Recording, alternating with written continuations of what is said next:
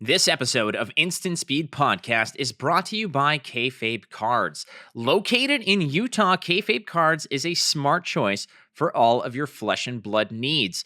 Prepare for the battles you'll face through the world of Wraith by gearing up at kfabcards.com. That's KAYFABECARDS.com and get all of the cards shipped directly to your door.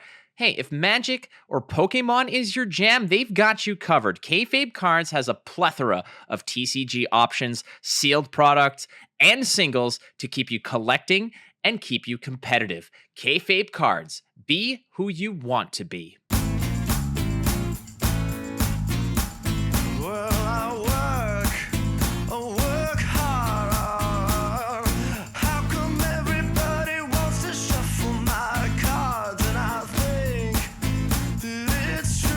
This is the Instant Speed Podcast, episode number 66. Yes, we are executing Order 66. Of course, this episode is always brought to you by FAB Cards. Our guest today is going to be none other than DMArmada. Yes, Stephen A. Cookus. I'm going to take a wild stab at what that middle initial is, and I don't even know if I'm right or not. We are so excited to bring in Stephen. We had a fun time at Minmax Games PQ this past weekend in Chicago, and we're going to talk about that, as well as talking about things like, hey, what do these bigger tournaments, or what is becoming bigger tournaments that are being held by, these LGSs in the grassroots level, what does that mean for the grand scheme of competitive play in Flesh and Blood, and what does that mean in terms of pressure being put on LSS? We're going to dig into a lot of that, but first, I want to get to the facts. But tons and tons of PQs happened around the world. Some of them as awesome as, the one that we saw in Chicago at Minmax Games, where the meta was such that the top 8 were 8 different heroes. It was awesome to see the meta's a little diverse, and it's good to have that kind of diversity as well. Beyond that, friends, well, there were some battle hardens that happened around the world, such as the battle hardened in Leeds, and the winner of the battle hardened in Leeds was none other than Fred Bird. And if you know me, you know that I came from Gwent. I spent a lot of time on the broadcast team and playing Gwent competitively as well. Fred Bird is somebody who was a world champion of Gwent, and I taught him how to play Flesh and Blood in a hotel bar at like midnight in Warsaw. True story, and here he is some months later winning a battle hardened. So congratulations to none other than Freddie Babes himself, aka Fred Bird. And in New Jersey, it was Jeffrey White on Oldham. Both heroes winning on Oldham. Love to see it. The Battle Hardens both won by Oldham, but around the world, the PQs were won by a numerous amount of different heroes, so the meta feels good. How about the armory kits that are going around? And February is around the corner, and the armory kits are going to bring the mirror image of Spider's Bite. The cold foil is going to be Spider's Bite the other side, so you can kind of boom, dual wield those bad boys and have a good time. But there's also some extended art hemorrhage bores that will be the armory promos to be given out, as well as the playmat this time, Pulse Wave Harpoon. I know a lot of you mechanologist fans out there are licking your chops. If you go and check out our Patreon at patreon.com/instantspeedpod, you can get access to a lot of great stuff, such as Talishar Cosmetics, some additional content from the podcast, such as getting the podcast ad-free, as well as the Go Again segment. Maybe we do a little viewer battles and bringing those out to the table next week. So lots of cool stuff for you to go. For as little as $1 a month, you can support the podcast and support me, and I do appreciate it. So thank you so much to everybody who already has, and I invite you as well to go take a look. Let's get into the episode with DMArmada. ISP is proudly supported by BCW Supplies. Yeah, all my cards, they fit snugly into a perfect fit, and then we slide them right into an Elite 2 sleeve. Those cards, hey, well, they're resting easy and protected in my Deck Vault 100. Ooh, it's a nice one. Well, all of my spiciest gems, well, they're on display in my Z Folio LX. Yeah, you could treat your collection with love by going to bcwsupplies.com. Use the code ISP10. Get 10% off all of your orders. Oh, yeah. And hey, maybe cards might not be your only thing. Are you into coins, comics? Maybe you want to show off your record collection? They've got you covered. Use the code ISP10 at checkout for 10% off your BCW Supplies purchases. BCW Supplies. Protect, store, display. How are you, friends? Nice to have you here.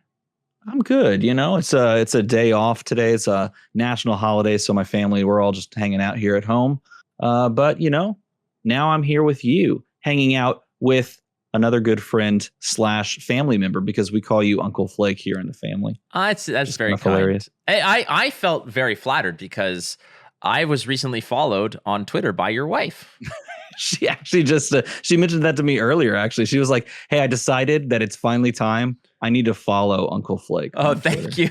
It's just, I like how it's a decision akin to like buying an SUV or something like that. Like I think I think it's finally time. I think we've really weighed the options on this one. We gone back and forth, pros and cons list, got a whiteboard and everything, and I think I'm gonna press the button. Yeah. Well, I appreciate it. It was actually quite a surprise. Just, like I get a couple followers every day and here I was and I was like, oh, damn. All right. Well, I have finally been accepted as not just a part of the family as Uncle Flake, but still it's awesome. But yeah, it's very kind of you to say these types of things. And you and I shared quite a weekend this past weekend. We did. That was a lot of fun. We, for those that don't know, we flew out to Chicago for the Minmax Games Pro Quest, where we ate red Skittles, threw cards at cameras, and slowly descended into madness while watching some fantastic flesh and blood action, by the way. It was really good. Yeah, this was definitely a tournament. I think that this tournament would have been worthy to a degree to be like one of the best callings ever, even possibly. And it has nothing to do with the names and such that were there. The people that were there were always awesome. The Minmax game put on a great show. Descending into madness was certainly part of it. Like there's so much to unpack about this whole weekend where the top 8 was 8 different heroes. That in itself, that was cool. It was so cool. And I think that this was if this was a 2-day event and we went in and we were like fresh as a daisy for every single matchup, it could have been like an absolute banger. Unfortunately, the limitations of the greatness of this, the skill cap, the skill ceiling on this event, frankly, was you and I at the end of the day. I think we were doing a great job. I think we gave it our all. I hope people enjoyed actually watching it, and I hope they'll enjoy actually watching it back. I'm going to try to clip the individual games out into VODs to make it easier to sort of digest rather than trying to kind of scroll through and skip over, certain points of hilarity. Though maybe we should just clip together all of the parts that weren't the game and just do like a montage of all the weird things that happened. That might be good, actually. Well, there was a lot of ridiculous nonsense. There's, first of all, for people who are unaware, Steven has a list of demands that he kind of ships out to all these wonderful people who are merely just there to put on a good show. And Steven is trying to, you try to strong arm your celebrity into every interaction. And I get it. You're Steven DMArmada. You're a very renowned person within the community. It's not just about getting you to the venue. It's like, it's not just you sitting in first class. It's your 3 bodyguards, your assistant, and everything. Yes, sure. However, it's frankly the one thing that put it over the top was the fact that you asked for Skittles, but with a little bit of a caveat. I did. Well, so I received a text from Peter over at Minmax Games, and this was like pretty late at night. No, I think it was middle of the day, and I was at work. I was feeling saucy, like excited, like just wanted to make a joke. He said, "Hey, is there anything that you need for this upcoming event?" And I was like, "Look, here's the thing. Skittles. I need Skittles, but only the red ones." And we both kind of laughed it off at the moment. And I was just saying, "No, I don't need much of anything outside of just hanging out with some friends and conversing about the games." And we show up, and they have a large bag this sized of Skittles, like the gallon-sized bag, but it's broken open on the top, and they folded it over, and they had a single rubber band around it, which made it look, by the way, it made it look like something else was in there, and they're just delivering it in a Skittles bag. Like, here's the illicit item that you requested, the like firearm or something. I don't know. It's like they could have brought something and then just put it in there, or like unmarked bills in a Skittles bag. My request should have shown up that way. So yeah, we're not even talking about what you requested as far as that's concerned, but they did actually deliver me an entire bag of red Skittles, handpicked by the staff themselves, which was hilarious. I ate a lot of Skittles in that moment, and I did feel sick by the end of the night of Skittles. But it was necessary. You needed that like all of that sugar in the furnace to keep the fires burning. Quite honestly, because we went live at 11 and we signed off at like 10:30. I think we were live for 11 and a half hours, and we showed up 2 hours prior to broadcast. It was a long day. It was a good day, but it was a long day. That's right. And that's what I want to kind of roll it back to, is the fact that, I get asked a lot, like, how the hell do you keep going? How do you keep the batteries charged for something like this? And in reality, a lot of it is just, it's the batteries are not two charged. Words, red Skittles. The red Skittles.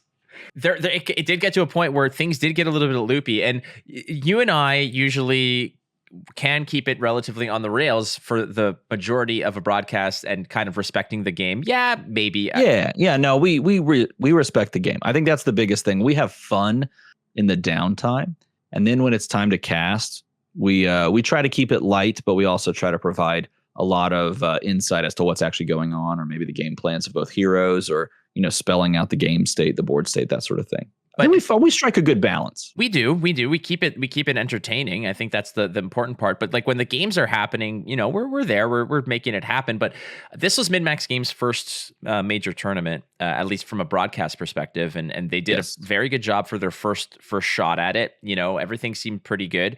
Obviously, there's always room for improvement. But hey, they looked really great. But what some people may take for granted from major events is that there's always a backup game that's being recorded, so you can fill in time with a set, this is the round 4 game.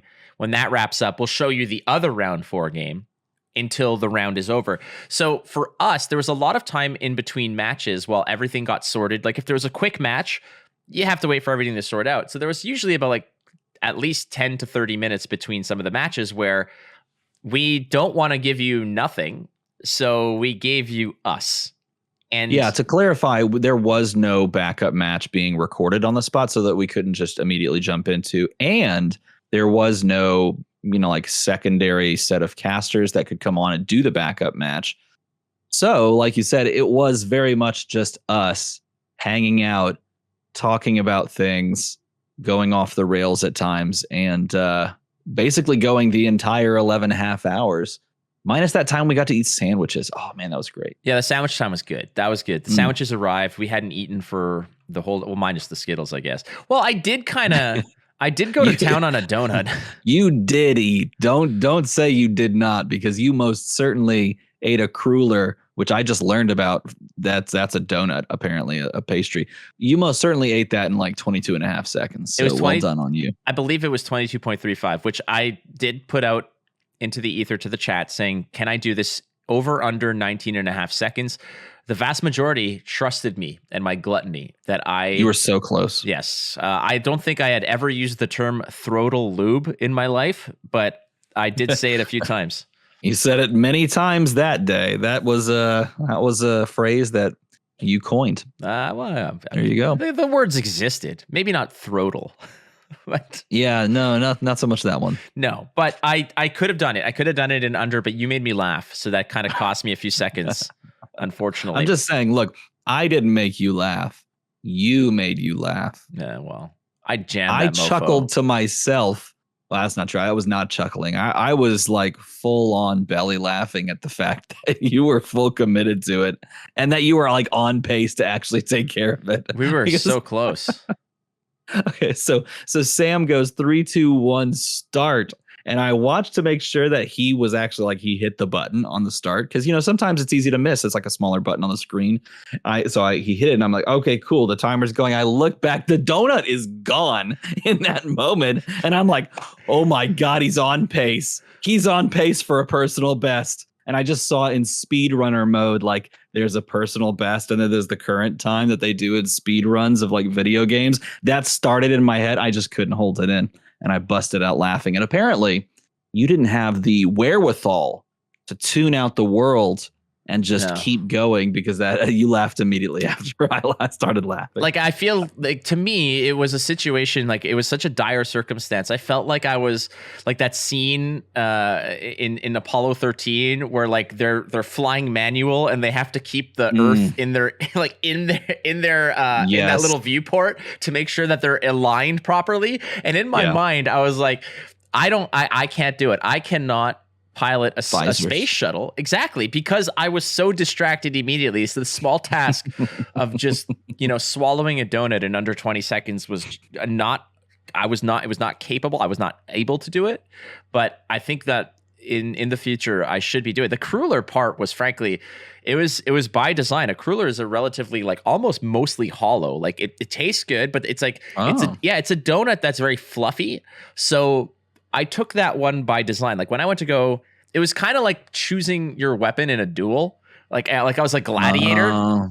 Okay. Like they showed up. I just opened both Dunkin' Donuts boxes and I went through them and I weighed my options. And I said, well, this one's the smallest, but it's also quite dense. This one's cream filled, and I can't condense. You can't condense like a liquid. It's just not physically possible. So I went with what I thought was a very robust donut in terms of volume and spatial occupants.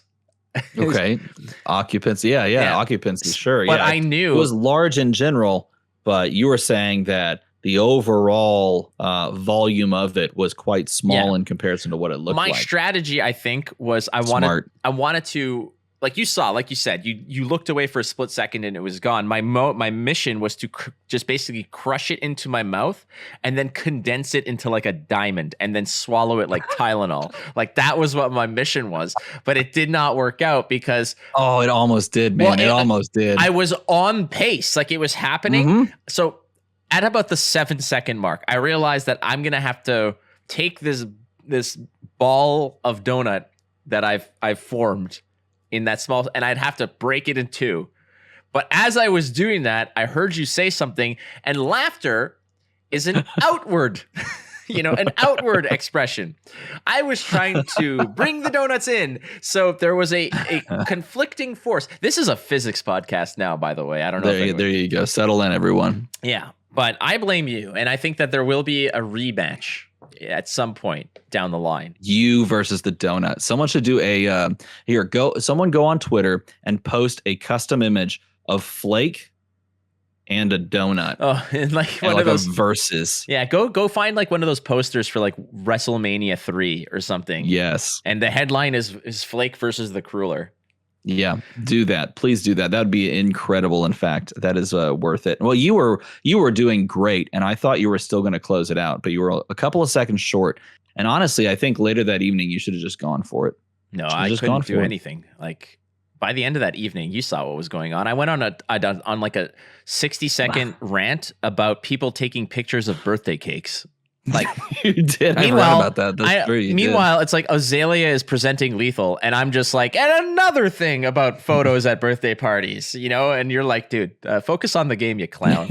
It's kind of like I want to use this to sort of lean into a few facts here. Number one is there's, I don't think there's going to be much of a secret moving forward that a lot of it's like a double-edged sword here when it's going to come to broadcasts and coverage of events. And part of that is going to be like, for instance, the calling in Indianapolis is coming down the line, and there's going to be no traditional coverage. It's not going to be CFB, SCG. It's not going to be something on that grand scale. It's not going to have the same feel or the same, production that was once there. There are going to be great people that are going to put on coverage of these events.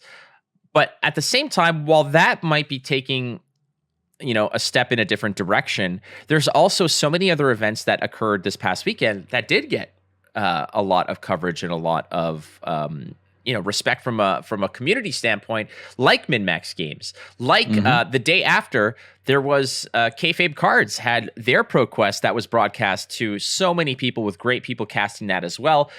There were other events out down the line, the Battle Hardens, the this, the that, people like Ethan Van Sant doing their work as well. So it seems like while some of the major stuff like callings are not going to get the red carpet treatment in terms of coverage, you're getting more options that are out there. And I want to get your thoughts a little bit about, how this sort of plays out in your mind, because you've done coverage, I've done coverage, we just did coverage, we've done it on all the different sort of layers of the size of these events, and now it seems like there's this equalization where it's like, okay, we're not gonna have the big stuff, but we're not gonna have little Bobo stuff, but we're gonna have it all along the middle, where the ProQuests, the callings, the Battle Hardens are all gonna feel like that mid-tier kind of stuff. And that's not an indictment to say that the actual the quality of the product is gonna be bad. I'm just saying that it's no longer that full throttle, major production company that's gonna bring you the whole 9 yards. Yeah, I think if you're at home and you're looking to watch as much as possible, then you have the opportunity, perhaps, with the way that there's a lot of just individuals doing coverage now, to sort of do the NFL red zone treatment, where you can have multiple streams on at the same time, like on a big screen, and then just like bounce back and forth as rounds conclude. And then you have the opportunity to watch back a lot of these things. Like, for example, before we went on, I was just watching the stream that was put on for, I think it was ProQuest in Florida. There was a ProQuest in Florida with like 41 players. And I was just, casually watching that in the background and enjoying that side of things. And they're all going to be different, with different overlays, quality, kind of different commentator setups, or no commentary in some instances. And you're basically just going to get what you get with regards to that, but you have a lot of different options when it comes to viewing. And I think that's really cool for the end user, for like me, for example, that wants to go and just watch games or have games on in the background. I like the aspect of, a lot of different people really jumping into the space and trying to present, their communities. And that was something even that was mentioned at the Minmax Games event by several people. They approached me at different times, and they were like, "Hey, thank you so much for coming out and putting coverage on your channel. It's really nice to know that this community that I'm a part of is getting its time in the limelight, because that may not necessarily be the case in the past, or going forward in the future if someone doesn't do that." So it's an opportunity for people to kind of put their LGS or their local community onto a bigger stage for more people to see it. And I think it's a lot of fun. At least for me, it was a lot of fun to be able to go out there and put it onto YouTube and the DMArmada platform, for hopefully more people to get eyes on it and watch it, because it allowed those players to really have their time to shine.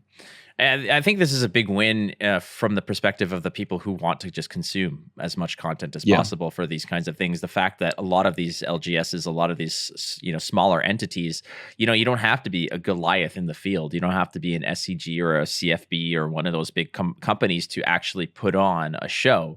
It's been demonstrated that, it does take effort. It does certainly take financial investment. But it's doable. Infrastructure for sure. It has to happen. There has to be something there to support it. You can't just. I mean, you can just jam a backpack on with some batteries and a camera and a quick setup and try to do it on your own. I hope you have a great data plan. I hope you have all that kind of stuff going on there. But it is exhausting. To say the least. You and I did 12 hours of broadcasting, and we were absolutely spent. That's something I haven't done in ages, and it's something I don't want to do. But on the other hand, like for those who are just consuming it, there were options, and that's something that weren't there before. Like if you're there saying it's PQ season 3, weekend number 1, I want to know what's going on. Do I watch Battle Hardened Leeds? Do I watch Battle Hardened New Jersey? Do I watch the Minmax ProQuest on this day, or this place that's streaming or something like that. That's just Saturday. What about Sunday? Well, we got the kayfabe cards thing going on. I think that you're now getting so much more of, and it's not like it's S tier quality, but it's certainly good quality. It's serviceable, yeah, and by and large, even though it's put on by individuals, and there's, I would say individuals all have different abilities to provide, camera quality, or setup quality, or streaming like stability. Obviously, everyone's going to be at different places on that, and it's totally okay wherever you are on that spectrum, as long as people can go and view it and hear audio and hear and see video, and it's at video and audio that's quality enough for you to take it in. I think that's great. I think that's super solid. Now, of course, I think there's always going to be a place and a time for the ultra high quality, multiple commentators, like rotating in multiple day kind of a setup. The top of the line, like data, top of the line infrastructure setups. I think there is definitely a time and a place for that, but perhaps not at the ProQuest level. I think at the ProQuest level, what we had going at Minmax Games, for example, which was, like you mentioned, their first time ever kind of setting it up, I thought their stuff was out of the park. I mean, they really thought about how they wanted to do it, and they invested in the infrastructure and the setup to actually pull it off. And I think they pulled it off fantastically. They did. There's always room for improvement. Don't get me wrong, but as a first crack at it, I think that they did very well. There's going to be certainly some growing pains if you want to do something like this, but their heart's certainly in the right place. They're committed to it, and those who showed up were very appreciative of everything that went on, and those who watched also were like, "Damn, like this is good." Now, what this leads me to is this now budding community-based tournament scene that is, in my opinion, is probably going to make LSS a little, I don't want to say nervous, because it's supporting their game, but it might actually just kind of shine some light and say, dude, like we're out here doing this without you, as it were. Like, you need to either step up your game, or you need to sort of, and like, it's not like they're out here and I need to sort of, let me rephrase this. LSS is not out here hindering anything. They're not out here making roadblocks or making it hard. But what I'm saying is that they are supporting a lot of these tournaments. But a lot of these tournaments, like Minmax and Realm coming together to make this circuit, like this new Brawl series that they're creating. Yeah. Like, this is a big deal. And what's awesome is it's like, hey, we're not waiting for you. Like, we're not waiting for you to create this kind of stuff. We're not sitting here saying, well, maybe this or maybe that and whatever. And it's like, and this in itself is just, I think there's a love for the game from the community, where they want events, and they want to know when the events are. They want to know what the stakes are. They want to know all this kind of stuff. Whereas LSS hasn't really told us anything that's going on beyond Pro Tour. And Pro Tour just hit us last week. They dropped that on us last week, and they said, okay, it's going to be here, but we don't know what's coming up after that. We know what the landscape will look like in terms of what the seasons are, national season, world season, Pro Tour season, whatever. But like, we don't know when the callings are. We don't know what the callings are. We don't know where they're going to be, how many there are going to be. We can't plan around that. And I've had a lot of discussions with people like Keith or Sam and such, who are like, at a certain point, we got to pull the trigger. If we want to make this happen, we cannot sit in LSS's shadow and wait for them to throw us a bone and tell us when things are going down. So what's scary about this at the same time, Steven, and I want to get your opinion on this, is places like Realm and Minmax, who have announced this massive series for the whole year with, I don't want to even estimate how much it's going to cost them, but there's at least $50,000 in cash available beyond the prizes, beyond the expenditures of bringing people into these events and qualifying these events. But they have to double down and say, we have to pick a date because we need to rent venues. And if they're not going to tell us when things are going down, there might be a Realm 10K that's going to be alongside a Battle Hardened that's one city over. And that could be so detrimental. And I worry about these kinds of things. And I worry about LSS's proactivity of their own tournament circuits, of getting this stuff out there, because there's everybody who is just kind of waiting behind them as they're just sort of inching past. Like, I kind of feel like there's so many cars behind them on this one lane road, and like at a certain point you got to be like, if we want to get there on time, we're gonna have to surpass them. We're gonna have to sort of drive around them. And I think that's a great analogy. I'll say this: I like looking at this as an opportunity for a lot of LGSs or even budding companies, if you will, of starting like a tournament circuit. And it's an opportunity right now that wasn't there necessarily, or at least it wasn't explored last year. So this is one of those new, I don't want to call it a problem because this is a new thing that you have to tackle. It's a new challenge that you have to tackle if you're looking from the LSS perspective, because there wasn't this consideration of like, okay, well, now that here's two really big LGSs that are coming together and putting together their own tournament circuit because they love the game and they want to have this big, bombastic thing that they're part of and that they've created themselves. Okay, so now we have that to consider and contend with, and possibly do we weigh our like timings of our announcements so that all these new perhaps tournaments that are not run by us are going to be popping up, and now we have to make sure that we're going early, or do we just stick to the timeline that we can assure people of and try to find this venue and get that lined up? And that it's a new challenge for them to really sink their teeth into that wasn't present last year. I think that's the biggest thing that is sort of the takeaway from the past couple of months of hearing these types of events, blossoming out of nowhere, is that this just didn't happen last year. Like, I can't think of a single tournament outside of the Realm Gaming one-off like big tournament that was a 10K, right? Yeah. It was a huge tournament. I think that was the first one that was really that big moment. This just hadn't existed. And for a new game, maybe they didn't expect this to really happen either at all or, until down the line. But this is something that now, I think like you rightly mentioned, is a point of consideration that they may not have considered to this point because it didn't exist until now. But let me counterpoint that to a degree, because there weren't many. But I think that a lot of that has to do of, it wasn't because there wasn't a desire to, or there wasn't a motivation it's not that there weren't people there who wanted to do it. It was that there was potentially a situation where there was respect given to LSS for their own tournament schedule, which was fairly packed, I have to say. Last year was a fairly packed schedule. But if you do want to put things in, I don't know how many conversations I've had with tournament organizers independently of LSS who are like, we want to do this, but we have no idea when. We don't know when to fit it in. We don't know when to wedge it in. We don't know, because we do not want to conflict with the official tournament schedule. We don't want to conflict with a calling or a battle hardened. So they didn't, and in the same regard that in order to put on a battle hardened and such or a calling is a big undertaking. I get that there's a lot of moving pieces that you need to align.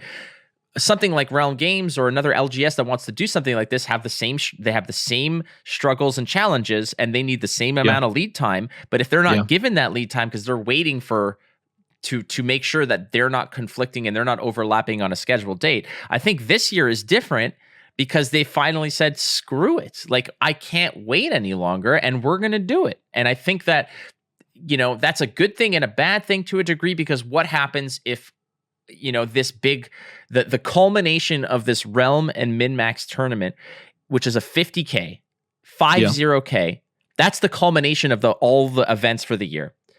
If the culmination of that is this massive tournament, and suddenly, they planned it out, they have to pull the trigger, and it falls up on the same weekend of Pro Tour or Nats or Worlds or whatever, that is a gut punch. That is a shotgun blast to the stomach.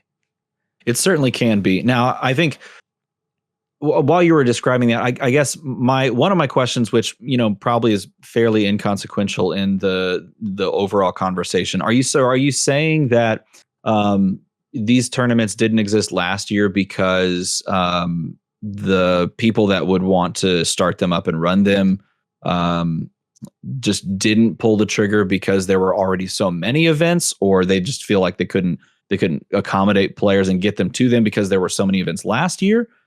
I was trying to just understand where you're coming from there. I think a lot of it had to do with there were definitely a lot of the hesitance came from a fact of like, well, we want to do it in this month, but we know that they're doing ProQuest or they're not ProQuest, and we know that they're doing Nats those months, or we know that they're the Worlds is that month, and we want to do one, but we do not know which weekend to do it. And eventually, by the time things got settled down, like, well, we don't have time to do it. We don't have time to actually lock it down. I mean, those are some of them. I obviously, I think that the different feel this year, based on the conversations I've had with people, was eventually they just had to roll the dice.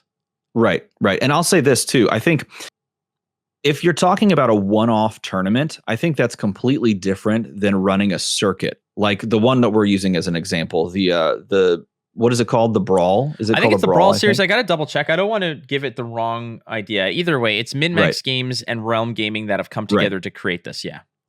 And so a circuit, I feel like, has different considerations completely, because if you're running a circuit, you're running events that are feeding into, like, qualifiers, essentially feeding into the main tournament. So I think that caters to a slightly different demographic of player, because these are players that are, as far as a circuit is concerned, playing to earn their way into this large prize pool at the end. So, for example, if you don't make one circuit event, or if you don't place high enough, then you're pot committed perhaps to going to another one. And then if you do well on that one, maybe you earn your spot. Well, now you're sort of pot committed into playing for 50K. And so I think it's a different take anyway. From a player perspective, if I were thinking about this, and let's say US Nats falls on the same weekend as the example that you kind of pitched, I think is a fantastic example, because that could possibly happen, right? It happens towards the end of the year, and national season happens towards the end of the year. Let's say that the culmination of Realm Gaming's 50K happens then. If you already earned your spot into that, and you have a chance for playing for that 50K, you as a player may consider actually taking that over a nationals event, and that may actually be better for you. You may be like, well, you know what? A nationals is cool, but there's going to be like, I don't know how many played in US Nats this past year. Was it more over 500 players or something? There's like 400 or 500 players. Yeah, like your chances are to convert. You may actually love the fact that you've earned a spot into a 50K tournament that is not going to have 500 players, because it's actually a earn your spot in. You may love that there's now a secondary option for you, because you have perhaps a better shot at earning that cash. And it may actually be beneficial to you to have both running, within the same time frame. And if it doesn't, for example, land on the same weekend, then maybe you're able to do both. But if it does, then maybe this is a way for you as a player to hypothetically play in a smaller tournament with a prize pool that still hits pretty hard.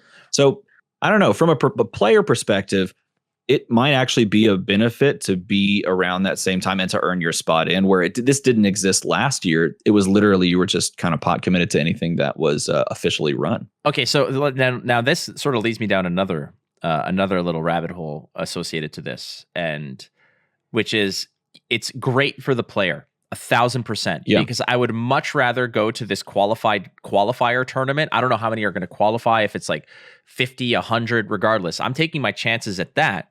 And it's and if it does overlap, you're like, this is great for the players. They have options. And we talked about this earlier. There are options on the broadcast now, but now there's options on the tournament circuit as well. How does this look for LSS when somebody said, screw Nats, I'm going to go play at this LGS tournament for 50 grand because I don't give a shit about Nats? And that's a great question. And that's a great question. I'm not sure how we would necessarily be able to answer that.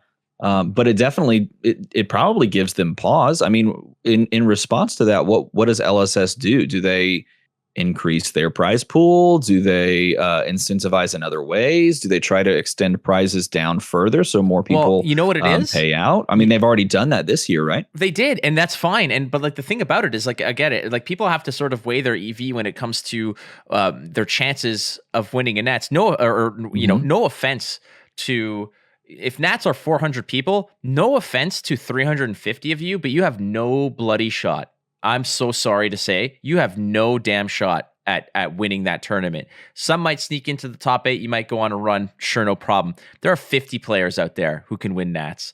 And I'm not saying this from the standpoint of don't stop trying.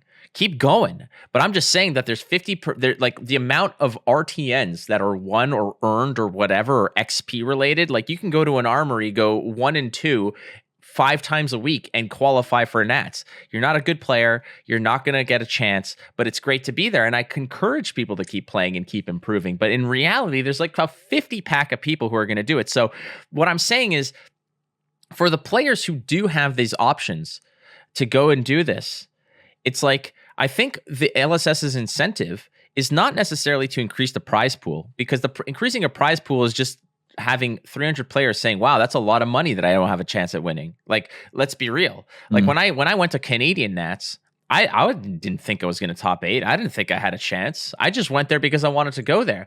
But if there was something else, if there was another event, maybe I could be enticed. I think what LSS needs to do is say like, hey, Nats are this weekend in this city. So if you want to go to this weekend and this city and have a great time, well, that's a good job, because people like Realm Game and Minmax, some of the conversations that I'm privy to that they're having in terms of the organization process, some of the ideas that are thrown around, if they come to fruition, there is not a chance in hell that I would rather go to a Nats in New Jersey in an airport hangar than to go to some of these locations that they want to do because they want to have an amazing thing. And I get it. Like part of it is just for those players who are like, well, I'm going to become a national champion because it's a $75,000 prize pool or whatever, and I'm going to crush it and I'm going to kill it and I'm going to win that money because I have a significant shot of top 16ing, top 32ing, getting the money out of this, than going to a non-official tournament thing. I think there's a lot of players out there who are going to be like, well, if I don't know where this tournament is, but I know where all these are, I'm going to grind this one because there's certainty here. The locations are set. The people who are running it are good people. Not saying that LSS is not good people. I love LSS, but there's a certain point in like a fork in the road where players are going to say like, I have to make a choice. This one's already done. It's already set in stone. The prizes are set. Everything's set. And they're saying that they want to do this in like, I don't know, Disney World or on a cruise or in Hawaii. And they're going to make this happen. Like, why am I going to do that instead of going to, I don't know, like Iowa or something, or God knows where, like, and I'm not no slight on any of these cities because I love visiting new places, but given the option of going to, some suburb of New Jersey or going to a nice, beautiful location because it's already been declared and it's already been sorted out.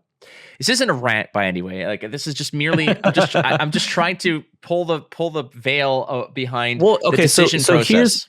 Here's what, I mean, fundamentally, and we've already mentioned this, I think what you're describing is fantastic for the player. It's player option. Okay. I think the question that were you posing a question earlier of like, what does this mean for the LGS? Because that's a fantastic question. Because if you're starting up this whole thing and knowing to not plan around like major events, I think fundamentally what I'm getting is that the best case scenario, and this is probably true for everybody because I think we would all enjoy this, is that we had a full slate of events on the calendar, boom, boom, boom, boom, boom, already booked, already planned out so that everyone could go about their planning from the drop. And then it would trickle down and allow other people like Realm Gaming and like Minmax to plan events, large scale events on their own as well and not try to conflict, right? Mm-hmm. I would agree with that. Like, I think I 100% agree with that. I mean, the thing for me is like the LGSs are the ones that are taking all the risk here. They're also the ones who are putting the most scratch on the line, or they have the most at risk to do this. They are the ones who don't have, when they're not making the most amount of money selling the cards, it's LSS, right? So at a certain degree, if they want to support the game and make this stuff happen, they're the ones who are footing all the risk, because if LSS decides that they want to put a tournament on a particular weekend that conflicts with one of these community tournaments, as big as they are, then there are always going to be a group of players at the highest level that are always going to lean towards callings, nationals, than these other tournaments. And that's true. That kind of makes me feel bad for these LGSs who have been toiling away to support the game from all the way from a grassroots level to as big as it may be, they're putting up the money, they're footing the risk for all this kind of stuff while they're kind of waiting and crossing their fingers that LSS doesn't pull the rug up from under them. I mean, I get that. Yeah, no, and I think you're correct. I think there's always going to be a subset of players that will lean towards officially like sanctioned events because of the notoriety and the guaranteed prize pool. Also because you're going to this location and you're going to have like perhaps an artist booth and an artist corner, and you could have side events that are running alongside, and you know kind of what you're getting. There's always going to be players that lean towards that. And there is a fundamental danger when you don't know. And you're right. I totally agree. I think the best case scenario would be if there was a full laid out schedule, just period, end of story, right? If it was all booked and all bookable. Now, I can't speak because I have literally no clue. I don't have any insight whatsoever onto the LSS side of things. I don't know what it takes to book a venue and to plan out all these events, and then to find whether or not there's going to be a company that can set everything up and run it, and then how to get. I don't know anything about that, so I couldn't tell you if that's like easy or hard. And I think it would be arrogant for me to try even say, well, they have to do this, and this, and this. I don't know, but I mean, in the best possible sense, what players would benefit from, LGSs would benefit from, would be like a full slate of scheduled events, because then you could create things with the full knowledge of what else is going on timeline around them, and not feel that trepidation of, well, maybe we can't get these top players that we want to get to this event because they're going to go to XYZ officially sanctioned tournament. I totally get that. Yeah, Perfect World is always a nice kind of prelude to all the things that I want to say. Like, in a perfect world, it would be this, right, dude. In a perfect world, you wouldn't have cracked that those gold foils right after, like, or the cold foils right after me. You would have one-upped me on every single pack that you opened of Monarch First Edition on the broadcast. In a perfect world, you would have opened that box. Yeah, no shit. My no Fable opening streak is still alive and well, and it would have been amazing if it was that cold foil library of Solana. That would have been pretty sick. But you see, I don't know if you could see, but you see right here, these are 2 Mon First boxes. That they're going to stay there forever, just reminding you of. Oh, is that yours? Yeah. Yeah. What a weekend! It was a great weekend. We just had a nice, passionate conversation about the tournament scene, and from grassroots all the way up to official. And I think if I were to say, in a perfect world, you're absolutely right. It would just be, you'd have it all on this gigantic calendar saying, this is where it's going to be. This is what it is. Make your picks. And I think to a certain degree, LSS might not understand the implications of sitting on things and sitting on information and dates, or not locking them down. And this isn't me saying that they know everything and they have everything locked down and they're keeping it, they're keeping it put away in the vault. I think that if you're in New Zealand creating a global tournament scene of the grandiose scheme that is, it's not easy, and I get that. I just think that they need to also understand that there is so much that they are that domino that once they flick it, everything else falls into place. Everybody is waiting to pivot and position themselves to accommodate LSS and give them the stage and the spotlight when they need it, so that they can do everything else on the they can be the sideshow. They could be the opening act, as it were, to all these other things. You go to a music festival, there's always that one main stage that everybody wants, but at a certain point, it's like, well, if my band isn't coming on at this time, I got 3 other stages that I can go ahead and walk towards and enjoy, and at least have something to do in the meantime. But if you don't know, you don't want to put Metallica on stage A and freaking, I don't know, I'm going to say Incubus because they're my favorite band, on stage B, because those are 2 major headliners that you want to have at different times. You can't have that happen. You want freaking, I don't know, Rebecca Black on stage B while, AC/DC is playing here. That's kind of what you want to have happen. But without that schedule, if you go to, I don't know, Osheaga or whatever these festivals are, and they're saying, we don't know. We don't know who's going to be playing on what stage and at what time, but we do know that one of these bands is going to be happening on one of these stages at one of the days.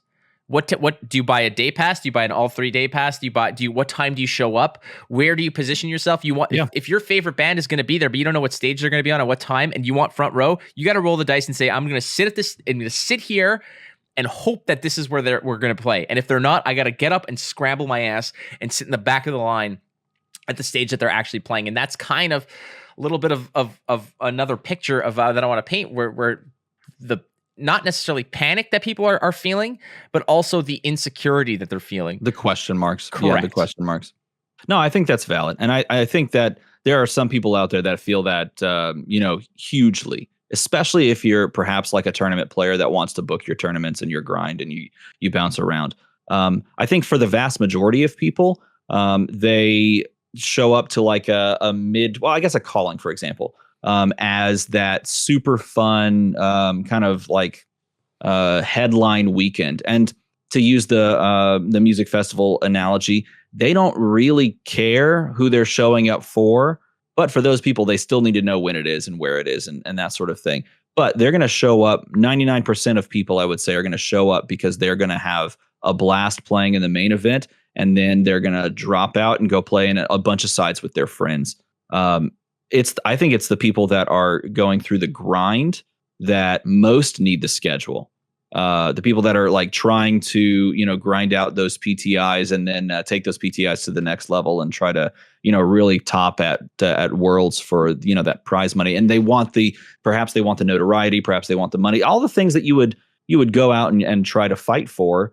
It's those types of players that I think most benefit from the full slate of schedule, if we're talking from a player perspective. I think you're right. And I don't think that LSS thinks this way, but for many out there, sometimes they're just like, we don't care about releasing the schedule because you're going to buy a ticket anyways. I don't care what band you're seeing. I don't care what day you're showing up. You're still going to pay the entry fee, and that's what matters to us. Whether you miss your band or not, I'm getting the money from you to showing up to the pay. That's not their mentality, and that no, I don't think it is. It absolutely is not. But what I'm saying is that there might be some who perceive that they might perceive it as LSS just doesn't give a shit, and I'm here to say that they absolutely do. But at the same time, it's hard to shake the feeling of insecurity. And again, a lot of this is from a selfish standpoint for me, because this is my livelihood. This is my career. I need to know what these things are, what I'm going to From a caster perspective, it's kind of in line with... It's a fucking nightmare. It's in line with what the top kind of play grinders, right? It's in line with that. I mean, it's beneficial for commentators, particularly you, because being able to bounce from venue to venue to venue and from date to date and then fill in the gaps as need be and do this and that is how you do it, right? And so being able to know what's coming and when it's coming is like a super necessity. I totally get that from a caster perspective in general. Yeah. On the other side, though, I'm with all the changes that are going to be happening this year and such, I get to compete in my first ever calling, like my first ever CC calling, and this is a huge thing for me, and I'm super excited about that.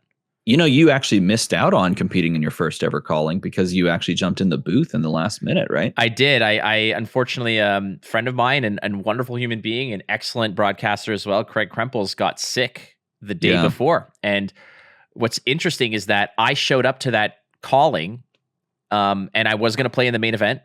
I never got reimbursed for it. I just noticed. Oh, did you? That's funny. I never got reimbursed for it. I was registered for it, and I believe I took a round one loss because I never showed up. So it was just fascinating to me. I just completely forgot. Well, your ELO's scrapped. Oh, it's Garbo. Yeah. It's absolutely garbanzo beans. But I showed up to that place, and the calling was Saturday, Sunday. So I showed up on the Friday because I wanted to just go and do some side events the day before. I signed up for a side event. And I went like 5-0 in the side event on Starvo with the deck that I was going to take to the calling. I was like, I felt amazing. I was like, I could maybe make some waves here. And every time, put me in the booth every time over playing. Like, it's not even a question. But on the silver lining to this whole kind of uncertainty of casting and the broadcasts and whatever and tournament schedules or whatever is the fact that I get to go to Indianapolis now and play. And that's a whole different perspective. And Man, you gotta go and show them that casters know how to play, right? Dude. I think we know how to play. I think sometimes like people maybe question whether or not we actually play the game, or if we just kind of show up and just kind of make it all up on the spot. You shook I think my we confidence. Know how to play. You absolutely shook my confidence, because we played before broadcasting in Minmax, and when you're like, oh, I got Dromai, I was like, walk in the park. I'm like, is that what you thought? I hadn't lost to Dromai in 3 weeks. And I'm playing 3 to 4 hours a day, and I hadn't lost to Dromai in 3 weeks. And I was like, I know how to beat this.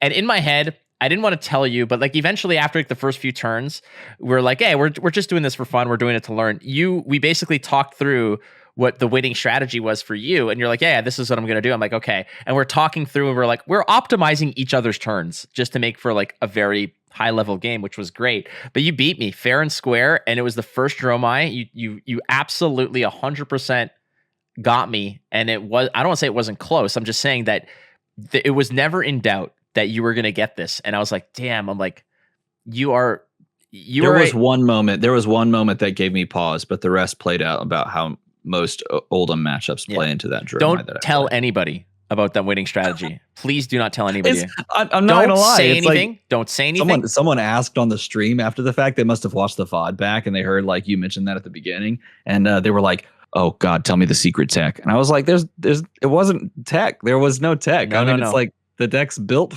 anyway." Yeah. Well, no, somebody actually it played out very well on my end. I think overall, like the turns went the way that I wanted them to, except for the turn that you played that stupid CNC after I got greedy in Arsenal. You did, to burn them up. But it was the right. I offered you an out. I said, Polar Blast. Would you like to, throw a coin in the cup and pay?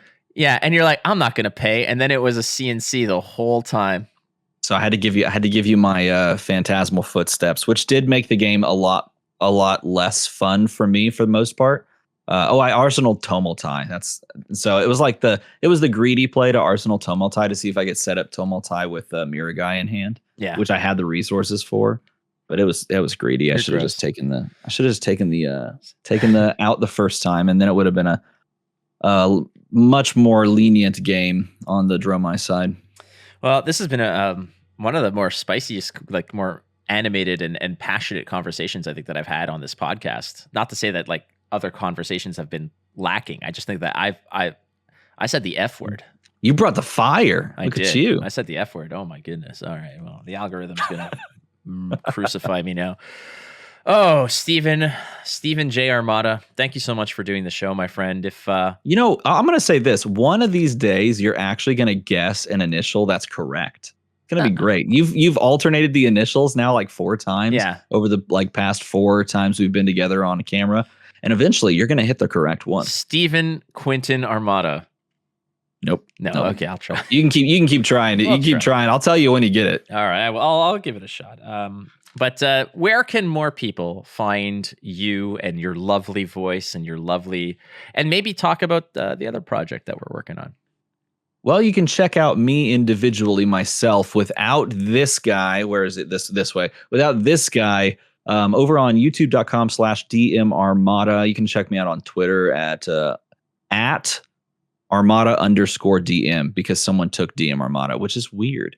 So I'm underscore, at Armada_DM over there if you want to follow me on that. But if you want to see me hanging out with this guy more often, we actually have a podcast that is not card game related at all, unless the host chooses for it to be that week, wherein the two of us are going to argue with each other, and then one of us is going to get copious amounts of points, and it's going to be a fantastic time. It's called Hypotheticals, and it's going to be on the old youtube.com/DMArmada. So if you want to hear us arguing, that's going to be a good time.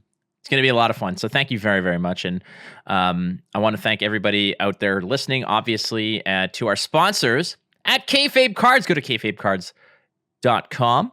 As well as BCW Supplies. You can use the code ISP10, get 10% off your orders. To our patrons, I have to thank you guys so much again.